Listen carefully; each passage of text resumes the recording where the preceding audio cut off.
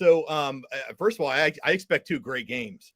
Yeah. And I'll start with Ohio State versus Texas. I expect this to be a close game, and I expect that for a few reasons. So, Ohio State is obviously playing about as well as you possibly can play, right?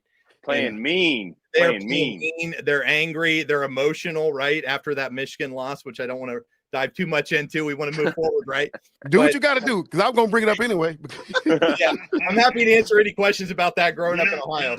There's lots to dive into. But anyways, I expect a good game. So I think, it's really hard to play. It's really hard to keep up this level of domination, right?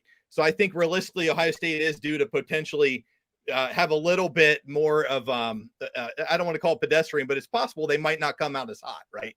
So against Tennessee, against Notre Dame, they blew them out right away, right? The game was over by halftime in both of those.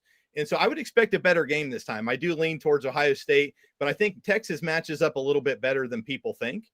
And I've watched Texas quite a bit this year. They are a very physical defense. Yeah. And during the course of the year, Ohio State lost their top two linemen. They lost their left tackle, Josh Simmons. And then they lost their, I believe he won the Remington Award, Seth McLaughlin, the center, right?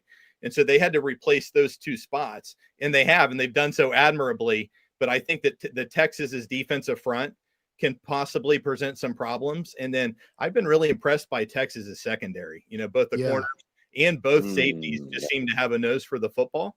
And so I actually expect this to be a pretty good game. I think one problem that Texas will have is, Quinn Ewers isn't the most mobile guy in the world, and Ohio State is getting after the quarterback right now.